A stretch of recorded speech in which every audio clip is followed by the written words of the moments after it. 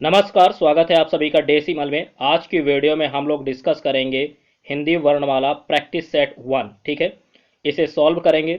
आप लोग सॉल्व कीजिए और अपना जो भी स्कोर है आपका वो कमेंट बॉक्स में कमेंट कीजिए। ठीक है, हिंदी वर्णमाला का प्रैक्टिस सेट है हिंदी वर्णमाला का, और इससे पहले हिंदी की और भी वीडियोज़ आपको प्लेलिस्ट में मिल जाएंगी। ठीक है, तो चलिए शुरू करते हैं आज का प्रैक्टिस सेट 1 हिंदी वर्णमाला। ठीक है, काफ़ी इंपॉर्टेंट प्रश्न लिए गए हैं जो कि परीक्षा में बार बार पूछे जाते हैं। ठीक है, और यहाँ से आपको 1 से 2 प्रश्न जरूर देखने को मिलेगा। ठीक है, 1 से 2 प्रश्न आपको जरूर मिलेगा यहाँ से। तो चलिए शुरू करते हैं हिंदी वर्णमाला प्रैक्टिस सेट 1, और आप लोग अपना स्कोर जो भी है वो कमेंट बॉक्स में कमेंट कीजिएगा। पहला क्वेश्चन है, नोट कीजिए। भाषा की सबसे छोटी इकाई है, भाषा की सबसे छोटी इकाई क्या होती है आपको बताना है।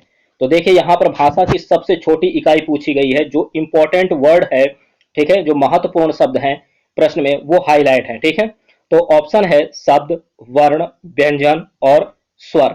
तो बताइएगा भाषा की सबसे छोटी इकाई क्या होती है। भाषा की सबसे छोटी इकाई होती है वर्ण। क्या होती है? वर्ण। यानी फर्स्ट क्वेश्चन का राइट आंसर बी ऑप्शन होगा। क्या होगा?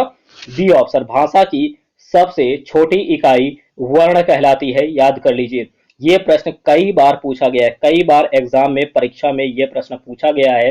ठीक है, तो इसको वेरी इंपॉर्टेंट में टिक रखिएगा, वेरी इंपॉर्टेंट में टिक रखिएगा। बहुत बार पूछा गया भाषा की सबसे छोटी इकाई। कंफ्यूज होकर के लोग शब्द लगा देते हैं या वर्ण लगा देते हैं, तो वर्ण तो सही है। ठीक है, शब्द नहीं होगा। क्या होगा? वर्ण होगा। वर्ण पर आप लोग राइट आंसर वर्ण सेलेक्ट करेंगे। बढ़ते अगले प्रश्न की ओर। तो इस क्वेश्चन का राइट आंसर बी ऑप्शन होगा, वर्ण। ठीक है, अगला प्रश्न देखिए। वर्णमाला कहते हैं, वर्णमाला किसे कहते हैं? देखिएगा, ऑप्शन है शब्द समूह को, बी है वर्णों के संकलन को, सी है वर्णों के व्यवस्थित समूह को, और डी है शब्द गणना को। ठीक है, तो यहां पर देखिएगा इस क्वेश्चन का राइट आंसर क्या होगा। इस क्वेश्चन का राइट आंसर वर्णमाला किसे कहते हैं, वर्णमाला किसे कहते हैं, इस क्वेश्चन का राइट आंसर सी ऑप्शन होगा। वर्णों के व्यवस्थित समूह को, वर्णों के व्यवस्थित समूह को वर्णमाला कहते हैं। क्या कहते हैं? वर्णमाला। ठीक है, इस क्वेश्चन का राइट आंसर सी ऑप्शन होगा। वर्णों के व्यवस्थित समूह को वर्णमाला कहा जाता है। ठीक है, तो हड़बड़ाहट में, जल्दबाजी में वर्णों के संकलन को मत लगाइएगा। जब व्यवस्थित समूह, ध्यान दीजिएगा, वर्ण को व्यवस्थित समूह, वर्णों के व्यवस्थित समूह को वर्णमाला कहते हैं, ना कि वर्णों के संकलन को या शब्द समूह को या शब्द गणना को। ठीक है, तो देखिएगा वर्णों के संकलन को कंफ्यूजन में आप लोग लगा सकते हैं, लेकिन व्यवस्थित समूह ज्यादा सुटेबल होगा। क्या होगा?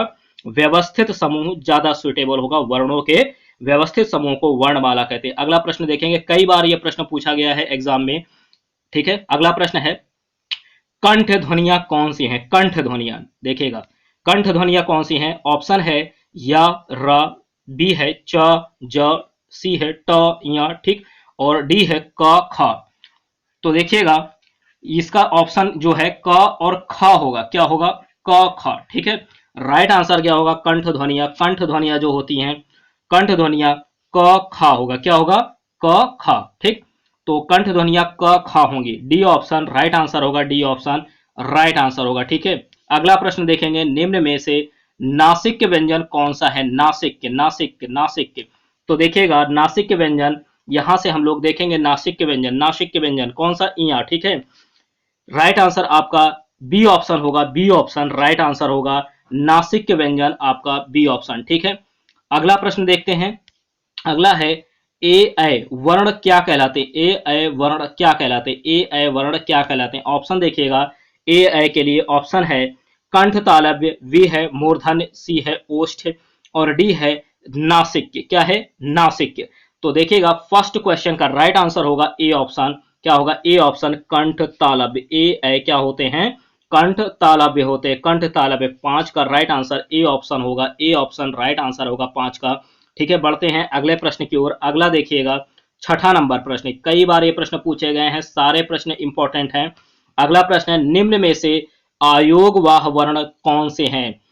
आयोगवाह। ठीक है, आयोगवाह वर्ण कौन से हैं आपको यहां पर बताना है। इस प्रश्न में ऑप्शन है छोटा आ, बड़ा आ, ठीक है, बी है अंग और आहा, सी है उ, और डी है ई। ठीक है, इनमें से आयोगवाह वर्ण बताने हैं। आयोगवाह, तो देखिएगा आयोगवाह वर्ण है बी ऑप्शन अंग अह, ठीक है। ये जो है ये आयोगवाह कहलाते, क्या कहलाते हैं?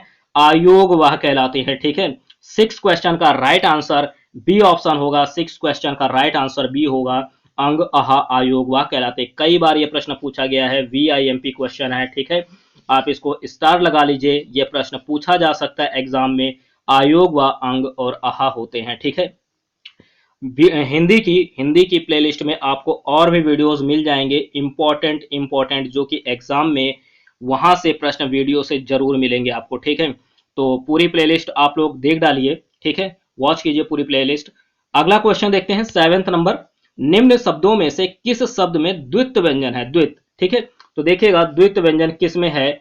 ऑप्शन है पुनः, बी है उत्साह, सी है इलाहाबाद और डी है दिल्ली। तो यहां पर आपको द्वित्व व्यंजन सेलेक्ट करना है कि किस शब्द में द्वित्व व्यंजन है। द्वित्व व्यंजन है, ऑप्शन के अकॉर्डिंग देखेंगे, राइट आंसर डी ऑप्शन में मिलेगा। डी ऑप्शन में दिल्ली में द्वित्व व्यंजन है, दिल्ली में द्वित्व व्यंजन है, ठीक है। तो इस क्वेश्चन का राइट आंसर डी ऑप्शन होगा। क्या होगा? डी ऑप्शन राइट आंसर होगा, दिल्ली में द्वित्व व्यंजन है, ठीक है। अगला प्रश्न देखेंगे, 8th नंबर देखेंगे। अगला है श स श ह कौन से व्यंजन कहलाते हैं? स स ह कौन से व्यंजन कहलाते हैं, ठीक है। देखिएगा जो इंपॉर्टेंट है वो हाईलाइट कर दिया है, हाईलाइट कर दिया है, ठीक है। यहां पर ऑप्शन है संघर्षी, बी है प्रकंपी, सी है स्पर्शी और डी है स्पर्श संघर्षी, स्पर्श संघर्षी। तो देखिएगा इस क्वेश्चन का राइट आंसर होगा संघर्षी। क्या होगा? संघर्षी। संघर्षी जो है स श स ह कहलाते हैं, ठीक है। स श स ह संघर्षी कहलाते, क्या कहलाते हैं? संघर्षी कहलाते हैं। तो 8th क्वेश्चन का राइट आंसर ए ऑप्शन होगा। ए ऑप्शन 8th क्वेश्चन का राइट आंसर होगा। बढ़ते हैं अगले प्रश्न की ओर। अगला है 9th नंबर। निम्न में से अल्प प्राण को वर्ण कौन से हैं? अल्प प्राण कौन से हैं? अल्प प्राण कौन से हैं? देखिएगा ऑप्शन क्या है? ऑप्शन है आपके पास क, ग, छ, झ, थ, ध, फ और भा, ठीक है। तो देखिएगा अल्प प्राण व्यंजन इस ऑप्शन के अकॉर्डिंग होगा ए ऑप्शन क और ग। क और ग यहाँ पर अल्प प्राण है। क्या है? अल्प प्राण है। इस क्वेश्चन का राइट आंसर ए ऑप्शन होगा, अल्प प्राण। राइट आंसर होगा क और ग। क और ग अल्प प्राण है। बढ़ते अगले प्रश्न की ओर। 10वां। निम्न में से कौन घोष वर्ण है? घोष वर्ण कौन सा घोष वर्ण है? बताना है कि ख, ठ, म, च इनमें से घोष वर्ण कौन सा है? तो ऑप्शन के अकॉर्डिंग देखेंगे सी ऑप्शन म जो है ये घोष वर्ण है। इस क्वेश्चन का 10वें का राइट आंसर सी ऑप्शन होगा। 10वें का राइट आंसर सी ऑप्शन होगा म, ठीक है। बढ़ते हैं अगले प्रश्न की ओर।